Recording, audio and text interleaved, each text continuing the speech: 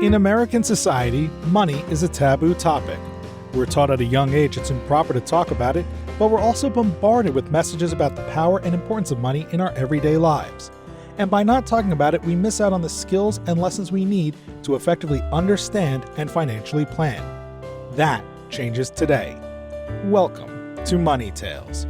Hosted by Sandy Brager and Cami Doder, Money Tales brings more than 35 years of combined professional experience in personal finance to demystify money and demonstrate what it's like to speak openly about personal financial matters. Join us each episode as they interview modern-day movers and shakers about how money decisions intertwine with their daily lives in order to give you better insight into productive financial conversations.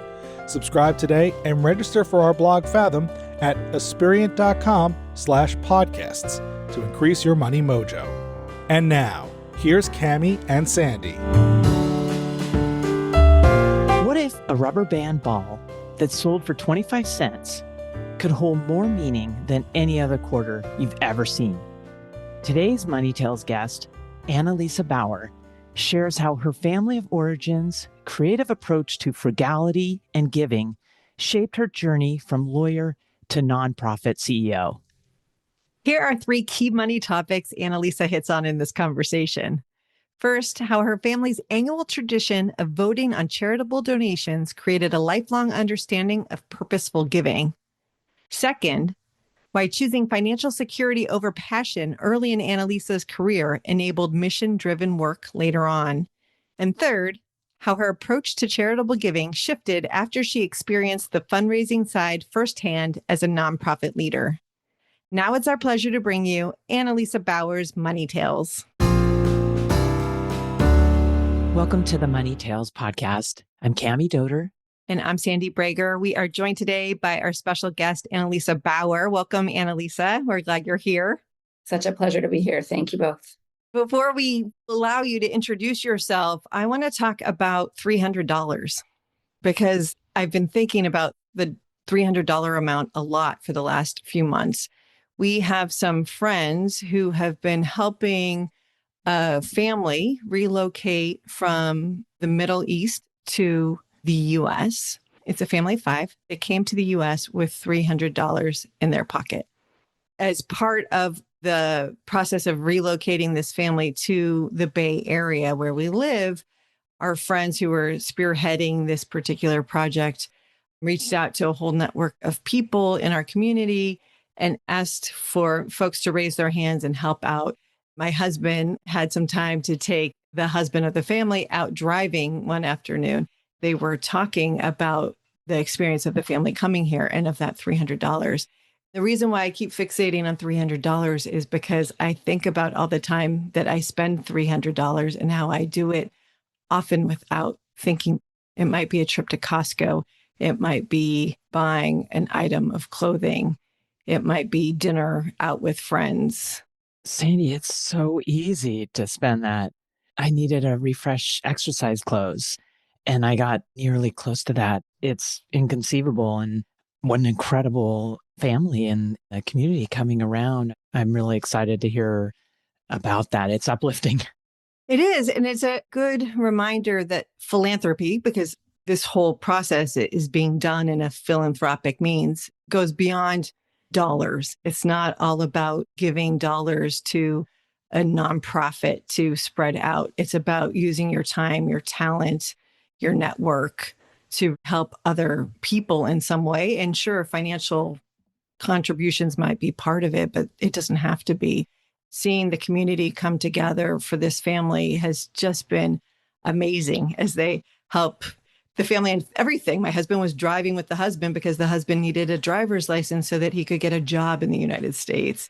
The family needed to find housing right away and then ultimately move. They needed help enrolling their children in school. There's so much. It really takes a village. I was just really excited to see philanthropy firsthand in this way. It was right in our face as our community was coming together. And I have a lot of gratitude toward our friends for spearheading this and taking such good care of this particular family. What it brings to my mind is the idea that all of us have something to give. Time and the value of your time can sometimes make a larger impact than what the dollar amount is. And especially, it sounds like, Sandy, your husband did that, and the folks who helped with enrolling people in school. That helps. Philanthropy is much larger than dollars. Well said. And the gift that you receive of being able to give your time, I think is also priceless. Wow. Well, Annalisa, let's turn our conversation over to you and look forward to talking more about your background. Would you briefly introduce yourself and share a couple pivotal moments that really influenced who you are today? I grew up in Albuquerque, New Mexico.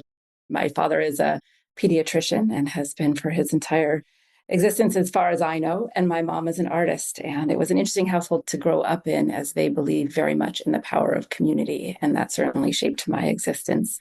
I then had the privilege of traveling to Turkey as an exchange student and lived with a family there. And that has certainly shaped my worldview.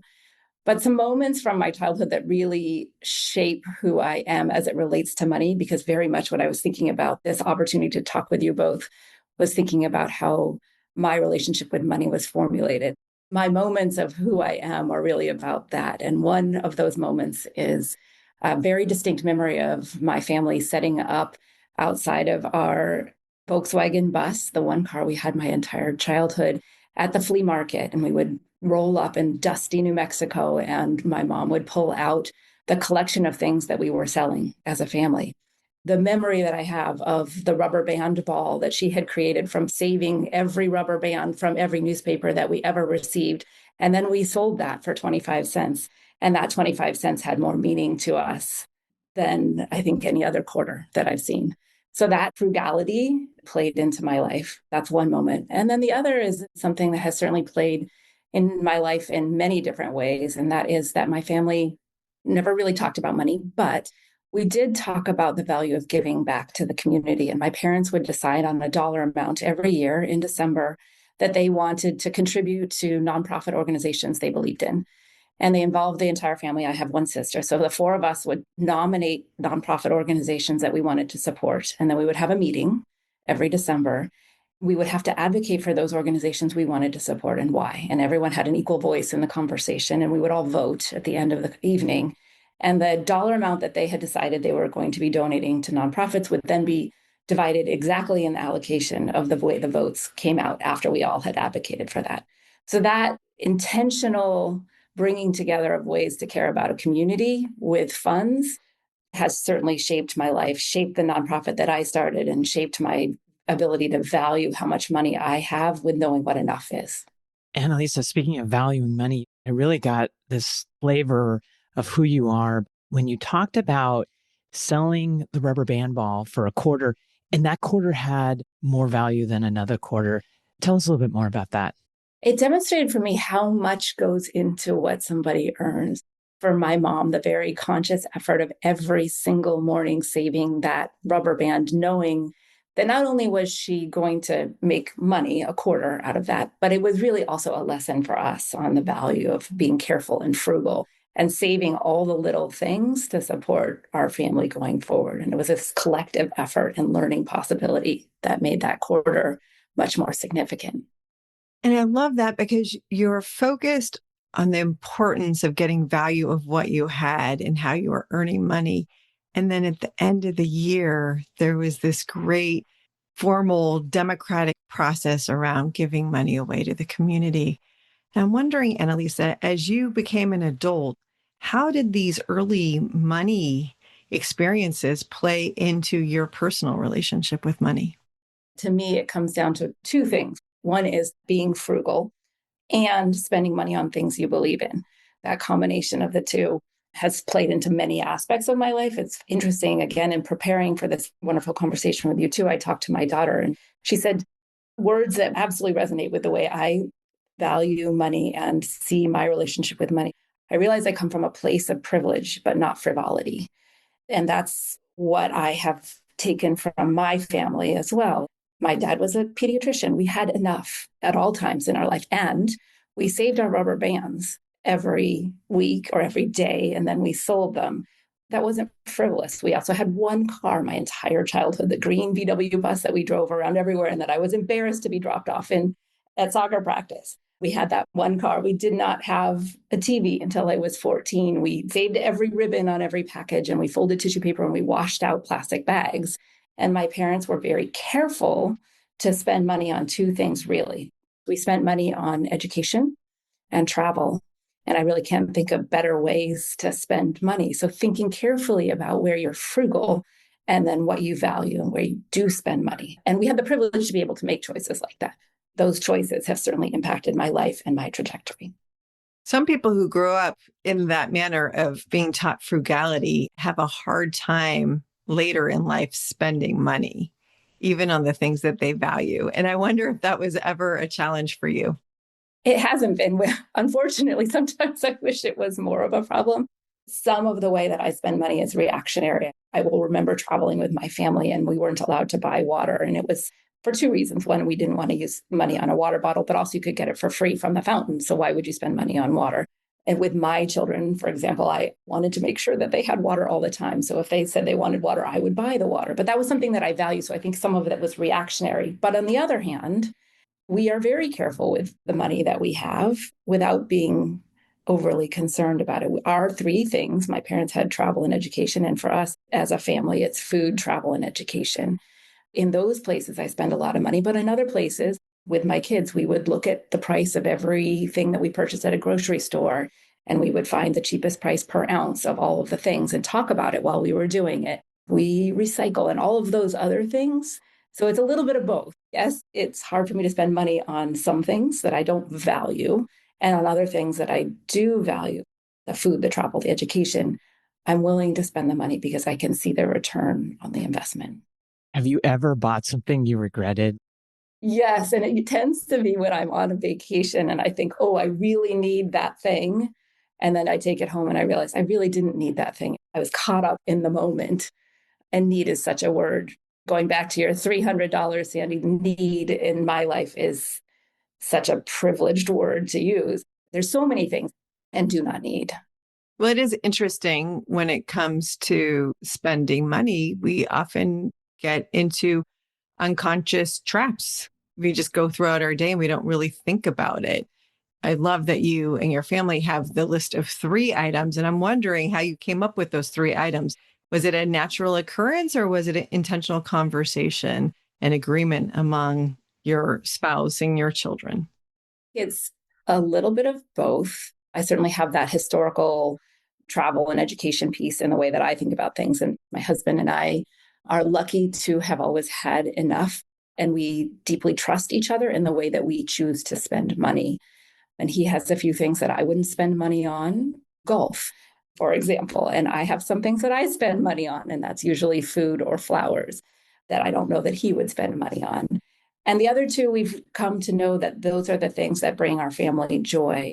I think we agreed together that investing in joy for our family is a worthwhile expenditure and setting them up for success. We always talk about the fact that we want our children to be more successful than we are in life.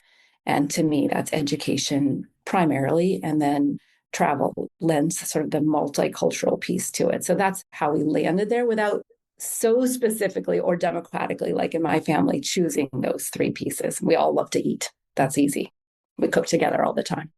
Tell us a little bit about your career, because I see on LinkedIn, education, very important. You go to Princeton, you get your law degree.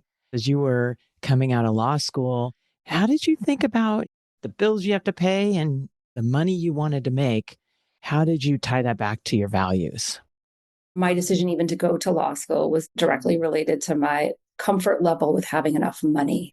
I have always loved and valued education. And I think that the way in which we as a society value teachers and educators, it doesn't provide them often with the kind of lifestyle that I wanted to be able to support my family with. And so I was looking at what other education I would want to have, and that was law. And that was really because of the social justice piece of law and the thinking. And I love the creative ability to support other people and sticking up for people who might not be able to stick up for themselves. All of those pieces sort of aspirational.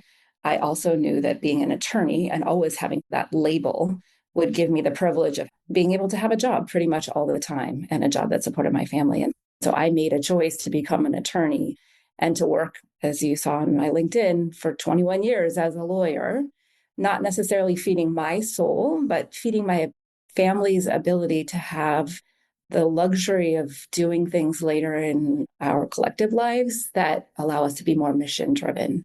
and the work that I would do outside of my job, serving on a public school board and volunteering at every job in my kids' classes, that was soul filling. So I chose money over a job that's fed my soul for a long time, knowing and hoping that it would serve me and my family well. I think for the most part it did.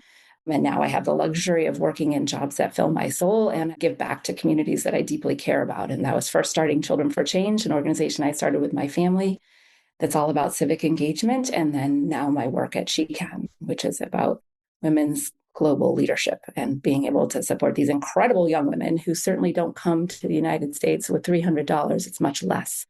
And how do I support them and their worlds?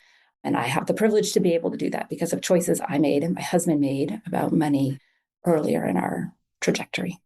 And Elisa, tell us about that pivot in your career from law to nonprofit, focusing from money to your soul. What was that like for you? It was a little difficult to begin with. Some of that decision was foisted upon me in a change where it was right for my family and I was done at that job. We were lucky that my husband had a job that would support our family. And several years prior, my sons and I, my twins and I, had started a nonprofit that really needed our full attention, or at least mine. And that was Children for Change. And so I became the ED of Children for Change. And that was a non-paying job for several years. If it was going to go forward, someone was going to need to take that on. And the natural person for that was me. And it brought together all of those things that I care about, the power of education and giving back to community. And we were teaching young people the value of caring about something larger than themselves through acting, educating, or advocating for things that they believe in. And then we took the model from my early childhood of dividing up funds to give out to that nonprofit. And we had and have a summit where we bring together students from all across our schools to decide how to allocate funds that they have earned through bake sale or craft sales to nonprofits that they believe in. And they have to decide what the criteria are to evaluate those nonprofits. And they have to decide and vote. They vote with Legos how to allocate those funds. And we do, as my family did, send out funds to marine mammals and Marin Community Action for $17.32 in some cases, and sometimes it's $492.19, exactly as the young people allocate. So it was a natural progression from many different things in my life, but also that privilege of being comfortable in our lifestyle where I could take the time. And this goes back to an earlier conversation that time is a resource that can be given. And I had the privilege to be able to do that. All right, let's dive into She Can, your most recent nonprofit. Will you share what your goal is and how that ties back to education and financial stability and all sorts of things for these people, these young women you're impacting?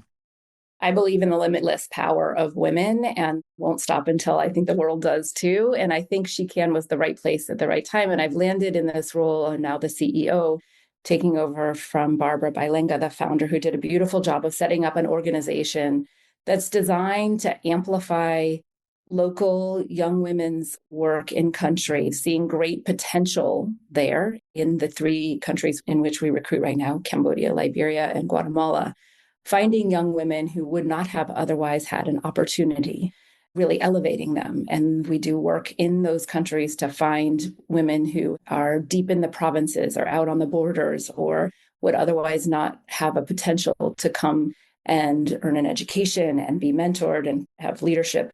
We bring them to the United States and we work with colleges in the United States. And it's been a particularly interesting year to be doing that work.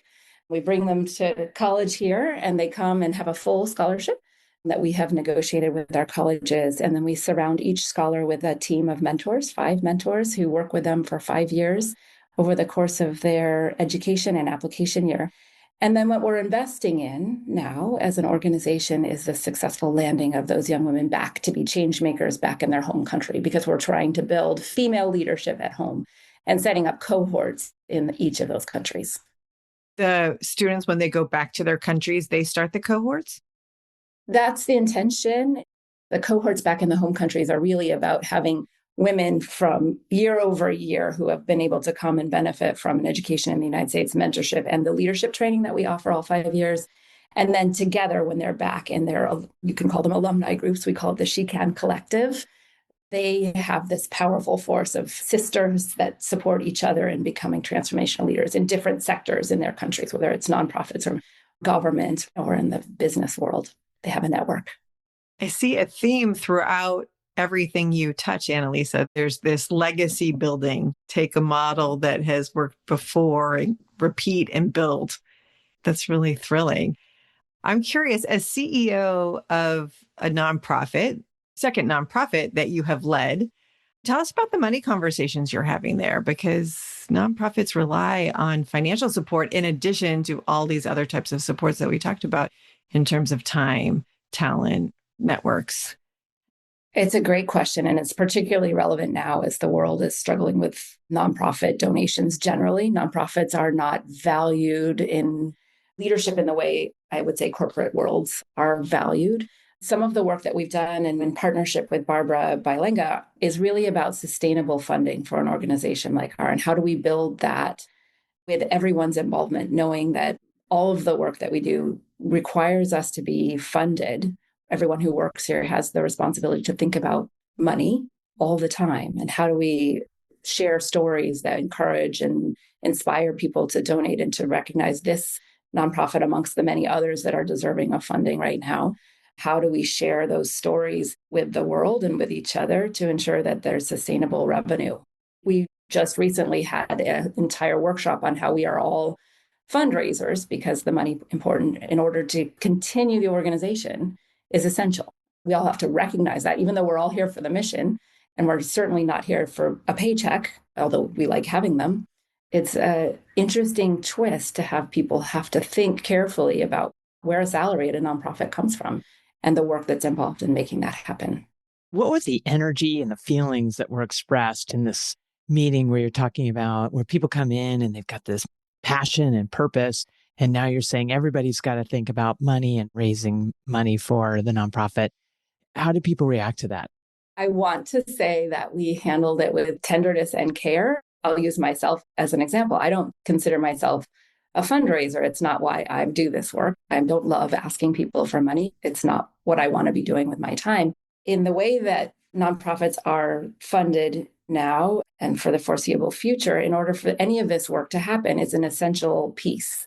The work in that meeting was really about finding ways that people could see their role. And it doesn't have to be that your role is asking for money. It can be sharing a story of a scholar's success with somebody who might be inclined to support that scholar, or they're doing something in their home country that aligns with somebody who's interested in civil engineering. So sharing that with somebody who they know who's interested in civil engineering, thinking about connections that they have that might ultimately lend itself to fundraising, but it's really about advancement. I'm trying to switch our language to that term of advancing the organization. And there's so many ways to advance in an organization. With that language tweak, I hope people felt more comfortable, and it's uncomfortable.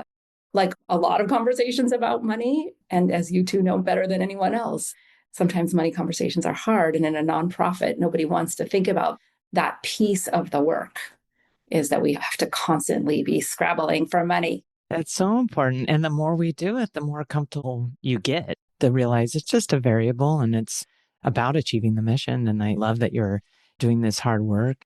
And hopefully your colleagues see that it's less about the ask and more about connecting what you're doing to solve something and connecting with someone else's values.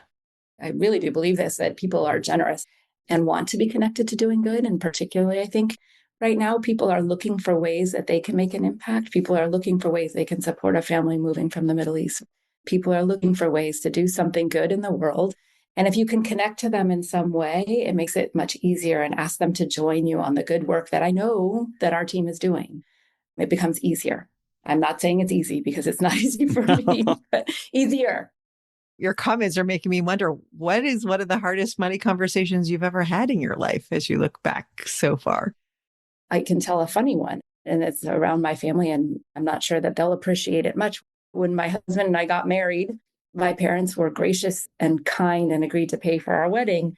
And along that same theme of privilege and not frivolity, they agreed to pay for our wedding. And when we told them what the food options were going to be, and that the caterer had given us, and it was at a price range that fit within the budget, which was a very small budget given today's wedding prices, It was filet mignon or chicken. And my father's reaction to that was sort of outrage. We do not fly first class. We do not stay in fancy hotels, and we do not serve filet mignon at our weddings. So we changed it to beef or chicken, served the same food, and it was fine. So that was one of the hardest. And it was internalizing his value set, which I hope to share. I think he has always lived his values, but that was a funny one. That's a great story.